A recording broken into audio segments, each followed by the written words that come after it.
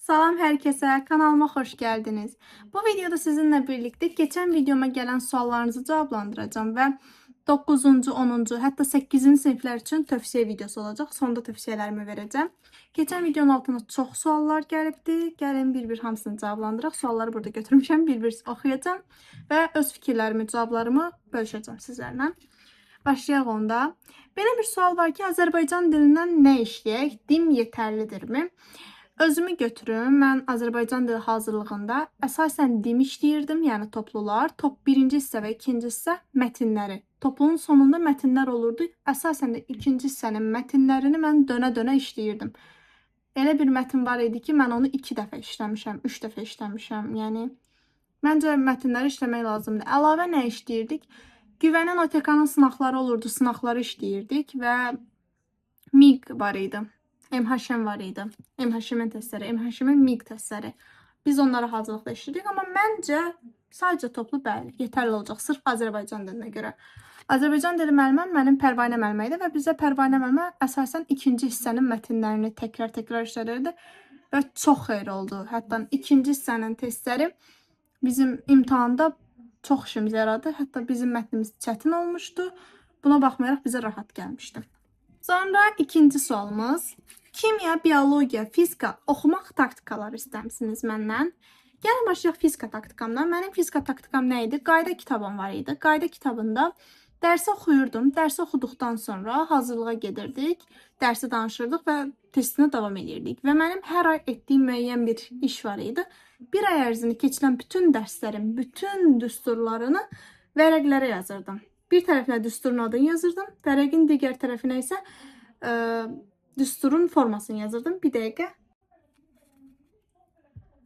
Belə kağızlar almışdım, bunları ala bilərsiniz. Buraya yazırdım məsələn Arximed düsturu, burada isə Arximedin düsturunu yazırdım və özüm üçün belə yolda gedəndə tez-tez təkrar eləyirdim düsturları. Bu mənim fizika üçün taktikam idi. İmtahana bir ay qalmış mən bu vərəqləri o qədər istifadə edirdim ki, düsturlar artıq dərs yadımda qalmasa belə düsturları bilirdim. Sonra keçək kimya üçün taktikaya. Kimyada bizdə zaten dərsi soruşanda müəllimə nəzəri cəhəti çox tez-tez soruşurdu deyə. Bizim yadımızda onlar vurma cədvəli kimi əzbərlənirdi. Yəni reaksiyaları biz vurma cədvəli kimi əzbərə bilirdik. Ona görə çalışmırdım. Və kimya mənə çox rahat idi testlərini işləmək. Kimyada ən çox etdiyim taktika qaralama üçün əlavə vərəq götürün yanınıza. Hətta İmtahana buraxılış vərəqəniz olur, üstündə şəklimiz olan. Həmin vərəqin arxası A4 olduğu üçün ağraq olur. İmtahanda onu istifadə edin. Qaralama kimi işlədə bilərsiniz. Yəni mən orada hesablamalarımı aparırdım. Sonra biologiya üçün taktika. Mənim biologiya müəlliməm Güney Həmidova idi. O bizə dərsləri təkrar soruşurdu. Yəni məsələn botanikadan keçdik mövzunu, bir ay sonra botanikanın həmin mövzusunu yenidən soruşur. Ya dərsin ortasında soruşurdu. Bu da təkrarıma kömək edirdi. Hətta mən son aylarda imtahana 2 ay qalmış Leyla müəllimənin yanına gedirdim. Leyla müəllimə də yaxşı idi. Sırf təkrar üçün gedirdim oradakı. Yəni öyrəndiyim mövzuları məndən yenidən təkrar soruşsun. Biologiyada nə qədər mövzunu təkrar danışsanız, ya dostunuza, ya ananıza, ya müəllimənizə, ya da mənim kimi siz əlavə müəllim tuta bilərsiniz ki, yəni sizdən sırf təkrar dərsi soruşsun. Bunlar kömək edəcək və biologiyada daha bir kömək edən şey təkrar köhnə illərin qəbullarını işləməkdir. Keçək növbəti suala. İmtahana yaxın sizin yuxu rejiminiz necə idi və yuxu rejimi ümumiyyətcə? Mənim yuxu rejimim imtahan ərəfəsində, yəni imtahan ərəfəsində dediyim 11-ci sinif boyunca çox pis idi. Yəni mən gündəlik 5 saat və yaxud da ki 6 saat yatırdım. Gecə saat 1-də 2 işləmiş yatırdım. Səhərləri isə saat 7-yə qalmış oyanırdım məktəbə getmək üçün. Mən məktəbə də gedirdim. Düzdür, dekabrdan sonra məktəbə getmədik artıq. Çünki məktəb özü də icazə verirdi bizə ki, imtahana hazırlaşaq, imtahana fokuslanaq, gəlməyək. Lakin getdiyim ərəfələrdə həqiqətən 5 saat yatırdım, 6 saat yatırdım bu cür. Və dekabrdan sonra məktəbə getmədiyim ərəfələrdə işim daha da çətinləşdi. Çünki artıq səhər durmalı deyiləm deyə gecə saat 3-ə qədər, 4-ə qədər dərs oxuyurdum. Hətta bəzi günlər olurdu, hazırlıqdan tez gəlirdim, gecə saat 3-də oyanırdım, 3-dən 7-yə qədər dərs oxuyurdum. Yəni imtahan ərəfəsində yuxu rejiminiz korlanacaq, buna hazır olun.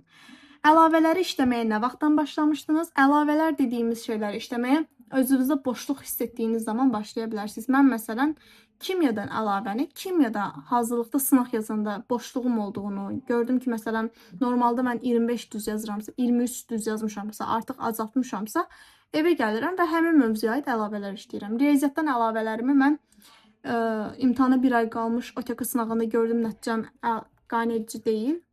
Getdim, başladım əlavələr işləməyə. Yəni, əlavələri siz özünüzə müşahidə edirsiniz.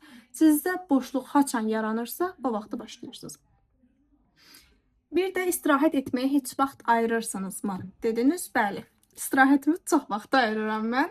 Yəni, mənim telefonum da var idi, telefona da baxırdım, yatırdım da, düzdür, yuxu rejimi pisdə dedim, amma yəni, bütün gün dərs oxuyum modunda deyildim mən.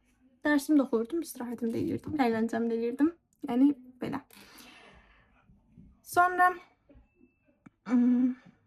yay tətilimi necə keçirdiyim haqqında soruşmusunuz. Yay tətilimi mən yəni 10-cu sinifdən 11-ci sinifə keçdiyim yay tətilində mən Dost Agentliyində könüllü işləyərək keçirmişdim. Yəni həmin il dərs oxuyurdummu, sadəcə biologiyadan toplunu yenidən işləmişdim. Onda özüm bölüşdürüb işləmişdim. Həmin yayı mən ancaq Dost Agentliyində könüllü olaraq fəaliyyət göstərmişdim ki, yayım səmərəli olsun, maraqlı olsun, yəni yayımı oturum, dərs oxuyum deyə keçirim deyə bir şey yox idi.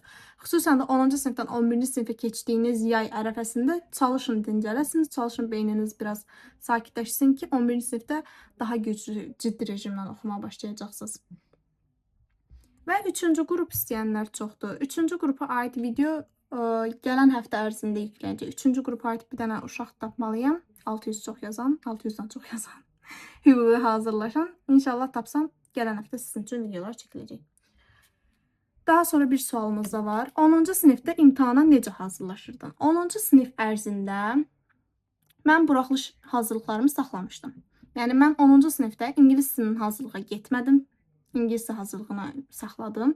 Azərbaycan dili hazırlığımı saxlamışdım. Azərbaycan dili hazırlığımı 10-cu sinifin axırında, aprel ayında getdim. Mayda saxladım, yəni 1 ay falan getdim. O da sırf dərslərin təkrar olunduğu müddətdə, vaxtda getdim. Təkrar elədim və çıxdım. Yəni, buraxılış 9-da yetəri qədər yığmışdım deyə 10-cu sinifdə buraxılışların üstünə o qədər də düşmədim. 10-cu sinifdə bir dənə riyaziyyata gedirdim. Çünki riyaziyyatda yeni mövzular var idi, keçirməli idi. Trigonometriya idi, törəmə idi və s. idi. Əsasən blok fənlərinə hazırlaşırdım. Bloklarımın, yəni biologiyamın üstünə düşmüşdüm və kimyamın. Fizikaya o qədər də üstünlük vermirdim. Çünki fizikanı biz hər il təzədən keçirdik hazırlıqda. Hər il yenidən fizika hazırlığını keçirdik.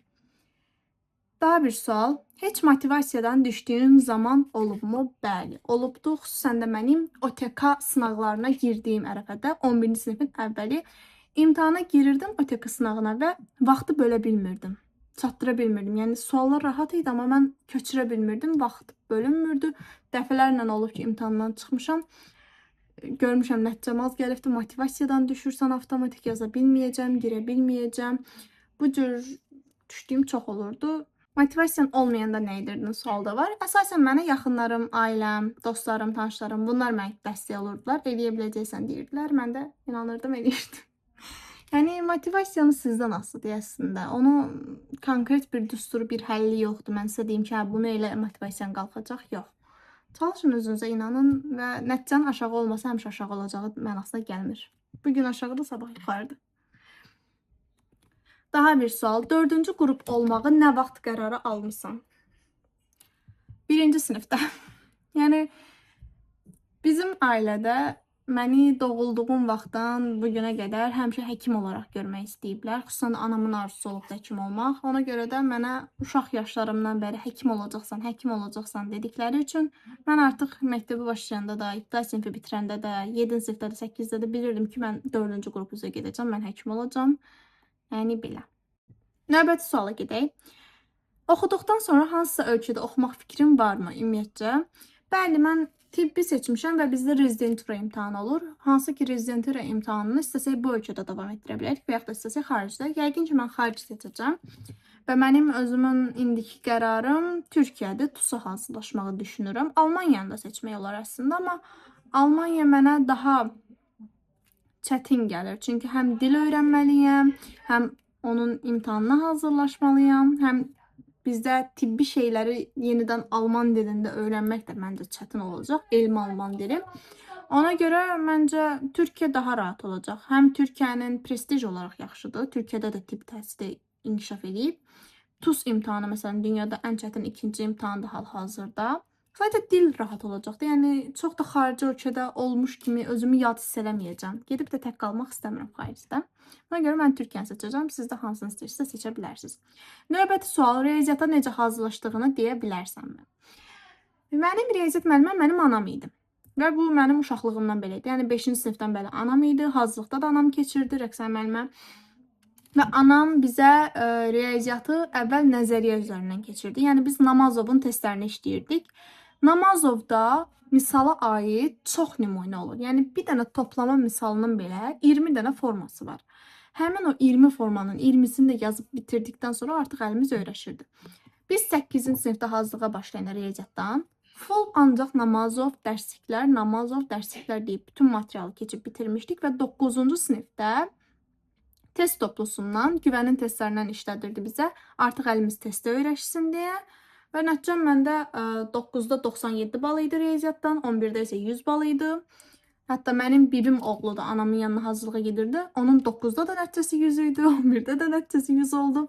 Yəni bizə anam hazırlaşdırırdı və anamın bu metodu ilə əvvəl Namazovdan testləri işlə, dərsliklərdən misalları işlə, nəzəriyyəni mükəmməlləşdir, sonra testə keç, toplunu işlə, güvəni işlə.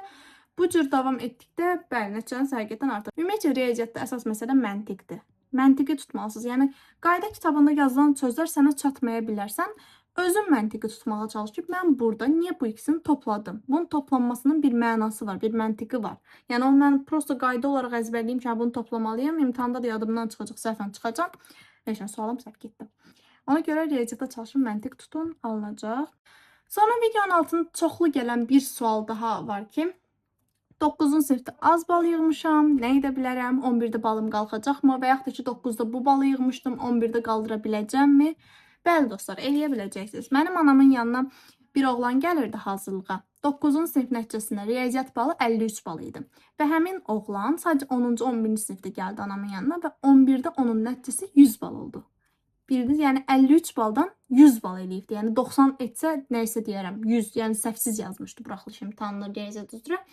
Yəni dediyim kimi eləyənlər var, edən tanışlarım da çoxdur ki, hansı ki nəticəsi az olubdur, sonra onlar qaldırıblar əməlli. 10-cu və 11-ci sinif oxuyaraq nəticəni qaldıra bilənlər var. Ona görə özünüzü itirməyin.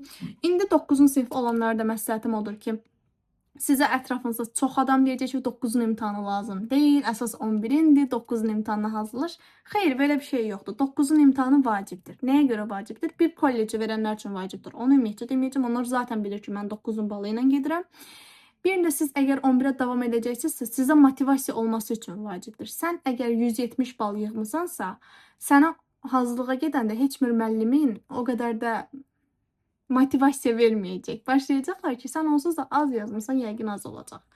Yəni, bu cür yaşamamaq istəyirsinizsə, hazırlıqlarda sizə daha belə oxuyan uşaq kimi rəftar etsinlər istəyirsinizsə, bəli, 9-un imtahanına hazırlaşmalısınız, ciddi hazırlaşmalısınız. Hə, mən bu imtahanı keçsəm, keçməsəm nə qazanacam deyə düşünürsünüz, rahatlıq qazanacaqsınız. Siz əgər 9-un imtahanında həqiqətən yaxşı bir nəticə yığa bilsəniz, nəzərdə tutduğum 200 bal pluslardır, onda siz həqiqətən 10-cu və 11-ci sinifdə rahat olacaqsınız ki, mənim buraxılışım yaxşıdır. Mən əsas blokumun üstünə düşə bilərəm.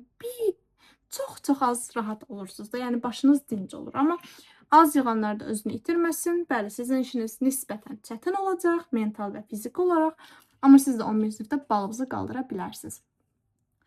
10-cu siniflərə tövsiyə videosu olaraq tövsiyəm odur ki, yay tətilinizi çalışın, çox da özünüzü yormayın, beyninizi yormayın. Düşünürəm ki, artıq 10-cu sinifi bitirənlər, 11-ə keçənlərin hazırlıqları zaten başlayıbdır. 11-lərə məsləhətim odur ki, çoxlu işləyin qəbulların keçəni. 10-cu siniflərə məsləhətim odur ki, yay tətilini istədiyiniz kimi dincəlin, beyninizi dincəldin. Çünki hazırlıqlar başlayanda çətin başlayacaq və hazırlıqlara başladıqda blok fənlərinizin üstünə düşün. 9-lara tövsiyəm odur ki, özünüzü noyabr ayına qədər yormayın. Noyabr ayına qədər rahat, stabil rejimdə gedin və noyabrdan sonra ciddi oxumağa başlayın. İndidən yormağınız heç də düzgün olmayacaq. 8-ci siniflərə tövsiyə videosu olaraq deyə bilərəm ki, sadəcə hələ ki buraxılışa fokuslanın. Yəni, blokla yormayın özünüzü, balın qalxıb düşməsi ilə yormayın. Sadəcə buraxılışınıza fokuslanın. Sizdə əsas buraxılışdır. Yəni, hətta mən keçən videoda demişəm ki, 8-ci sinifdən hazırlığa getmək lazımdır. 8-dən imanlı pul tutub müəllim yanına getməlisiniz deyə bir şey deyil. 8-ci sinifdə özünüz üzərində hazırlaşın. Özünüzə. Topluların hər yerdə PDF-ləri var. Pulsuz, yəni internetdə hər yerdən tapa bilərsiniz. Hər yerdə testlərin YouTube-da izahları var. YouTube-da müəllimlər dərsləri izah edir. Yəni açın onları, qoyun onlara, yəni az-az. Məsələn, ingilis dilindən açın, hər gün sözlər özbərləyin, söz yaddaşınız güclənsin. 10-cu siniflər üçün də söz bazanızı gücləndirin. Əsasən çalışın bu cür vaxtınızı keçirəsiniz ki, həm özünüz yorulmayasınız, həm də gələcəyə bu bir növ sizə dəstək olacaq. Və əsasən də özünüzü itirməyin, hər şey yaxşı olacaq. Hətta bir yaxınımın bir sözü var ki, məsələ harda başladığın deyil, harda durmaq istədiyindir. Sadəcə səbir və sevgi ilə davam edin. Ümid edirəm hər şey yaxşı olacaq. Gələn həftə inşallah 3-cü qruplar üçün və digər qruplar üçün əgər adam tapa bilsəm, onlarla video çəkəcəm ki, hansı ki başqa qruplarda öz tövsiyələrini, öz məsləhətlərini götürə bilsin. Ümid edirəm video xoşunuza gəldi. Xoşunuza gəlibsə, xahiş edirəm kommentləri yazın, like edin. Təşəkkür edirəm. Növbəti videolarda görüşənə qədər. Hələlik.